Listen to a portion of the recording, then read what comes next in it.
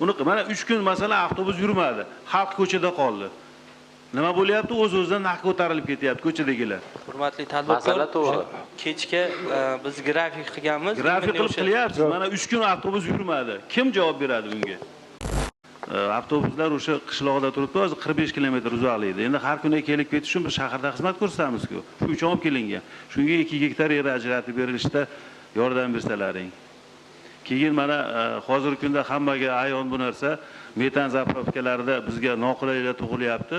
O'zimizni korxonamiz uchun, o'zimizni ehtiyojimiz uchun o'sha magistral nimasiga turib ulansa, biz o'zimiz qilib olamiz o'zimiz uchun. Gaz zapravka, metan. Gaz zapravka? Avtobusda 100% metanda ishlaydi. Energetika vazirligi.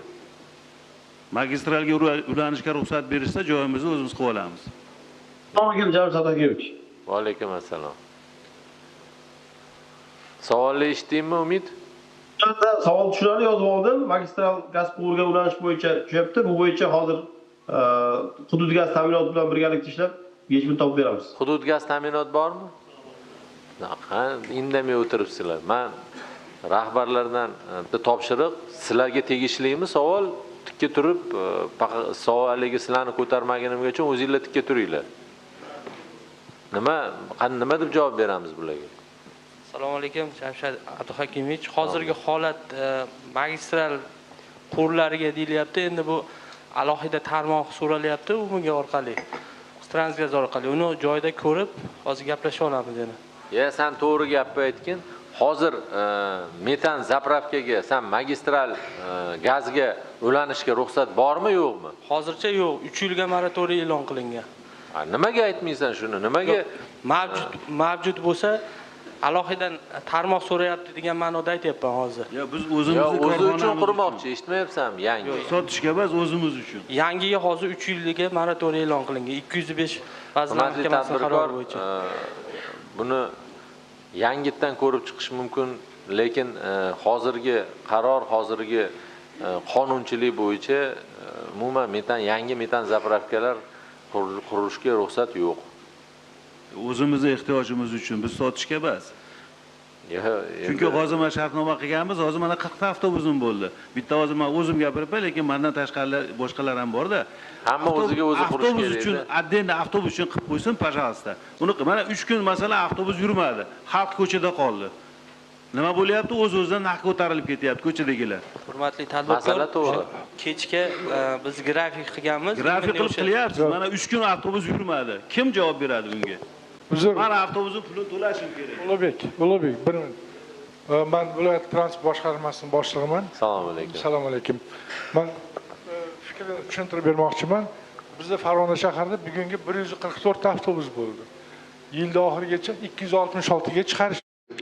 Bu ishning talabi, bu shaharda boshqarma boshlig'i Farg'ona shahrida hamma avtobuslarni bir nuqtaga olib kelib, bitta garaj tashib o'tmoqchimizda 266 avtobusni bir joyda zapravka qilsak degan fikr bor. Chunki to'g'ri fikr. Bu kishining avtobusi 40 kilometrdan kelsa, yana bitta korxona avtobusi 30 kilometrdan kelib, viloyat hokimligi ko'targanmisizlar, yer topganmisizlar, qayerga joylashishni o'ylaganmisizlar? Avtobuslarimiz mana endi büyük soni ko'paydi, bu masala bu masalani biz tadbirkor bilan o'tirib gaplashganmiz. Bu kishiga biz yangi Ecositi'dan joyda taklif qilganmiz, lekin bu kishi endi boshqa joydan joy so'ragan, endi u joy boshqa teskari proporsiya bo'lyapti. Menga zarur joy emas-da. Hozir misol berishdi, buni joyini olib bermayapmiz. Bizga mos joydan joy ko'rsating deyapmiz. Shuning uchun ham biz taklif qilamiz. Mana hozir men yana shaharda hokim bilan o'sha bizga plan bo'yicha Ecositi'ning orqasida bu shaharning ichi, bu kelajakda ham markaz bo'ladigan joyda aslida.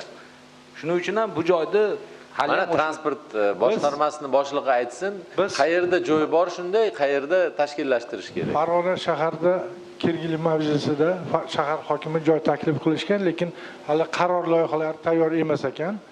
Tayyor bo'lganda bu masalani ko'taramiz deyishdi, lekin u kishi hali joy ajratilguncha bizning tadbirkorlarimiz mashinalarni olib kelishni boshlashi soni ko'payyapti. Tarqoq holatda. Shularni bir joyga to'playlik degan fikrimiz bor. Qayerga to'playlik? bironta shu yer ajratilsa, o'sha yerda avtokorxona tashkil qilmoqchimiz. Demak, 266 avtobusni bir joyga to'plamoqchimiz. shahar hokimi qatnashmayaptimi? Siz qoling, hali hokimlar bilan ham yig'ilish bor. Demak, mana shahar hokimiga topshiriq beramiz, joy topadi. Viloyat hokimi bilan ham gaplashaman. O'zi tashkillashtiradi shu narsani. Tushundim. Demak, Umid, sen shu mana shu avtobuslarga qayerda ular metan anaqa zapravka qiladi? Hozir quyapmiz. Alohida joylar ajratilgan, lekin bular o'zlarining ehtiyoji uchun bir joy. Ya, u endi men hozir bularga o'zini ehtiyojiga desam, boshqa avtobus kompaniyasi keladi, men ham zapravka qo'yaman, menga ham ehtiyojim, menga ham qilib berdi. Bir joyga to'plasak, hamma korxonani, o'sha yerga bitta zapravka qilsak, hammalari o'sha yerdan quyishadi, shu xolos. Muammo. Sizga topshiriq shunaqa bitta katta markaz qilish nuqtai nazaridan bitta loyihasini ishlab, Ilhom aka siz o'zingiz nazoratga oling shuni. Tushunarlimi? Rahmat.